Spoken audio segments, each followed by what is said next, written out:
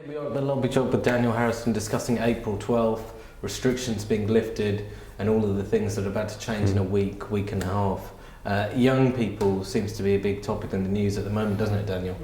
Yeah, I mean, they seem to be a little more gung-ho, shall we say, in terms of interpreting the lifting of restrictions and keen to get out there socialising, having a good time, meeting up with the opposite sex. Understandable if you're young and seem to have less regard for the COVID virus. That's understandable in a way because it does affect them much less. Their likelihood of getting it, contracting it, of serious illness and even death is extremely low if you're below 40, and gets progressively higher as the older you are. So it's kind of understandable that they behave in a different way to older people. Yeah, they're quite free as well, individuals, aren't they? Like, so they just want to go hang out in the park and have fun and just be very free. And I suppose they feel like they missed out on a year of doing that, of hanging out with their school friends and things like that, isn't it? Absolutely. I mean, even though they're very au fait with social media and video calling, even they would accept there's nothing to be meeting people in person.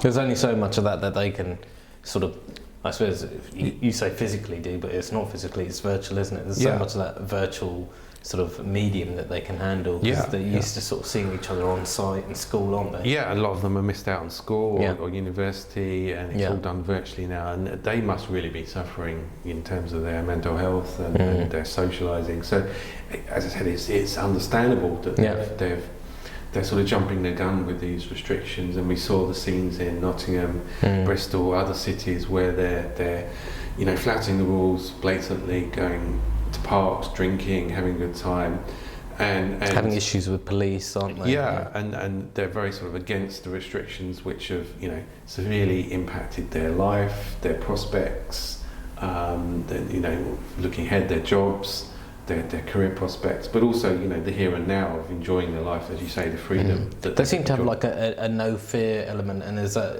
again saying that because they're younger, they sort of have fitter immune systems, they're not so worried about catching coronavirus or anything like that. I think it's partly that there is a genuinely much lower risk for them. Even if they could spread it to their elder relatives. The other factor is that they feel, okay, I've got to live my life right now. They just want to live, exactly. So they want to get on and live life. They feel, I suppose at that age they feel like, we can't be restricted forever. We need to sort of be out, socialising amongst our peers and things like that. So it's an understandable sort of reaction to the circumstances. If I was 16, 17, 18, I'd probably do the same. I think the question is, what risk does it pose to them? What does it pose to their relatives that they also meet up? But I think the evidence is that it's pretty low, because the vast majority of people that do get COVID and get seriously ill are over 50. And we've vaccinated pretty much all of those in the population now. I think about 60% of the population in the UK are now vaccinated, and it's they've quite rightly targeted those older age groups first. Whereas in continental mainland Europe, it's around 15%. They're very behind the curve, and it's it's very much a sort of two-tier system now, where Europe is going back into lockdown.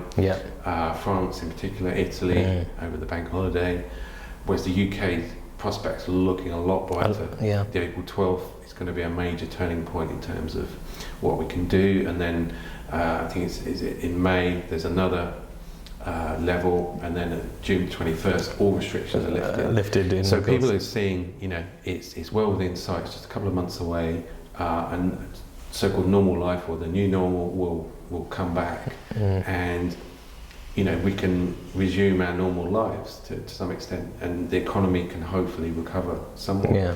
I think the story is very different in mainland Europe, and that is in part because European Commission have been slow at procuring vaccines. AstraZeneca is slow delivering it. And there's a lot of sort of scapegoating and blaming going on, and stoking up fears around the side effects of vaccines, the blood clots. When in reality, it's below 1 in a million people get a blood clot that kills them. Other drugs such as paracetamol have similar side effects, believe it or not. And but overwhelmingly, the vaccine is a positive thing that will save your life, with a very, very slight risk. All drugs have side effects, even the most mild and benign. Mild, like we were talking about. People don't understand that, and they have a poor understanding of risk. And it's a real essence of fear mongering against this as well, isn't it? Because you I mean, we haven't gone into a full lockdown. We're lifting restrictions next week.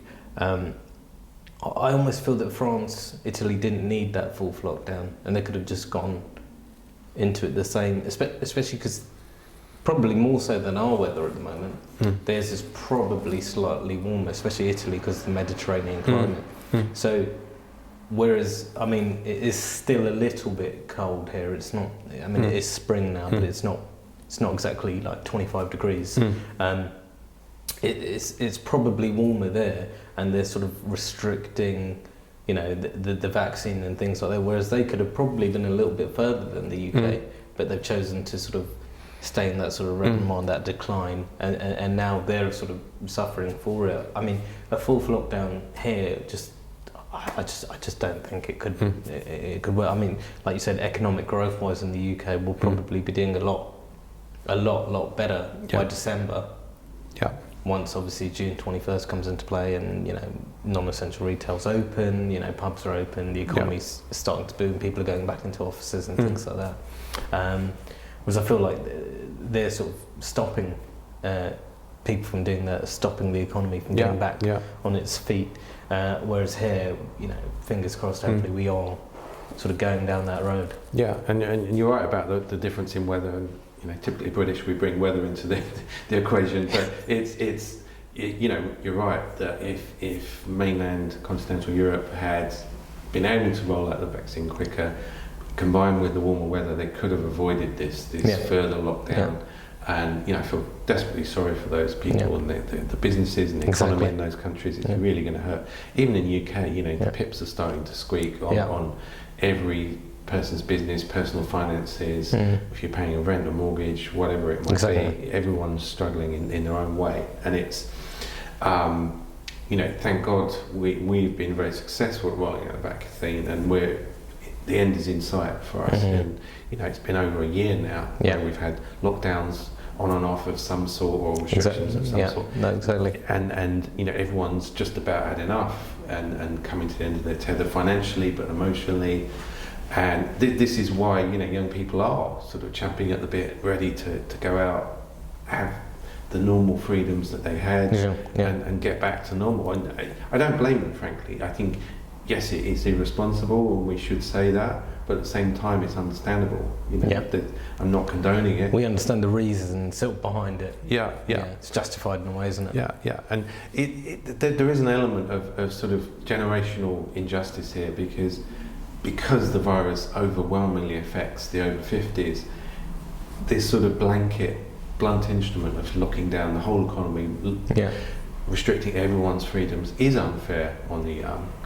Ultimately we are protecting, or choosing to protect, the older generation by sacrificing the younger generation. There's a lot of school of thought around that blanket lockdown will overwhelmingly save a lot of elder lives, but harm a lot of prospects of younger people. So that was a political government decision. We could have done perhaps what Sweden did, which is a slightly different approach, slightly softer, milder restrictions. Now time will tell which was the better approach for everyone, rather than individual groups of the population. Yes, Sweden has fared worse than other Scandinavian countries like Norway, but less worse than some of the mainland continental Europe countries, Germany, France, UK. So the sort of jury's out on which approach is best there, but ultimately that was a political decision to have this blanket lockdown. No, I agree. I mean, restriction-wise here, I think a lot of people are looking forward to the week ahead. We'll come out of Easter. It's a 4-day week again next week, and then from the 12th, like you said, weather, if it changes a little bit, British people will be all over the beer garden and hitting shops again and things like that, and sort of, I suppose, spending money that essentially they might have saved over this past sort of third lockdown from January. Yeah, I mean, that is one of the positives out of this, that you know, all of those people that weren't spending on lavish holidays, eating out, commuting, exactly, buying clothes, you know, for work or social uses. In theory, some people have got a lot of savings. Yeah, some people are a lot poorer, clearly, that have been on, you know, furlough or lost their jobs, sadly.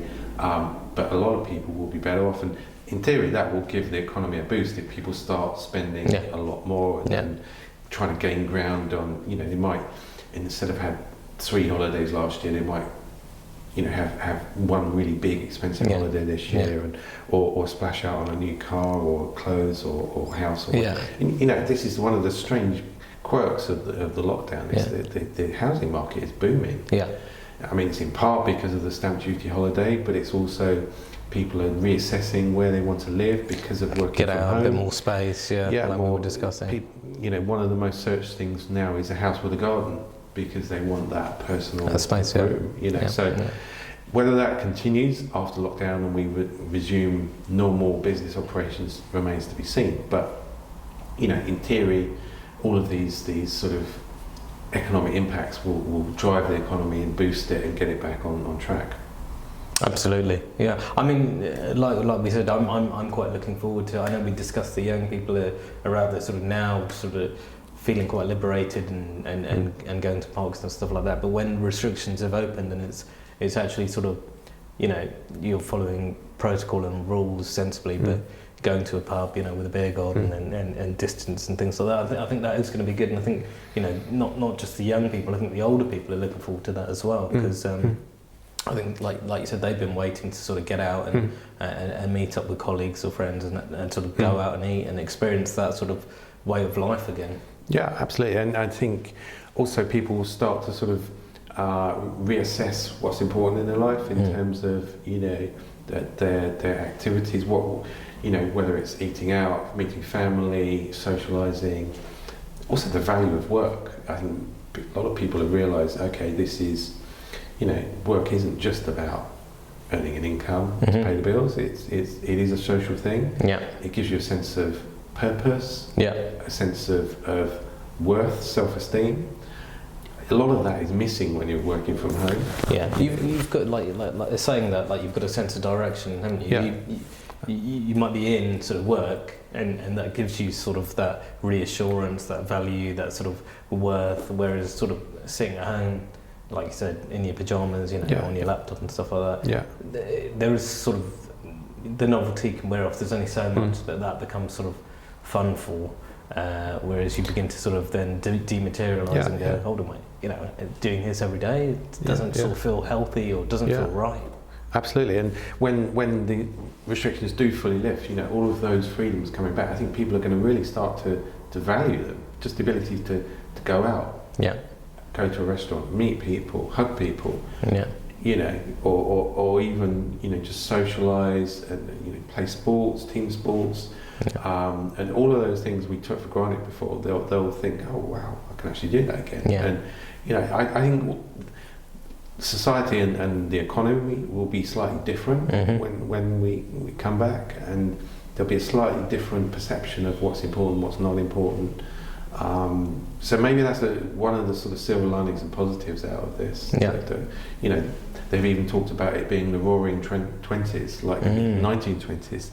It's a nice idea that the economy can sort of bounce back and thrive in that way as people get, you know, their savings, start spending it to stimulate economic growth. But let's see if you know, that actually happens. I think it will take a couple of years, but it could happen. I mean, well, fingers crossed, and let's hope for the best, and let's hope for a good April, Daniel. Thank you. Yeah, thanks. Cheers.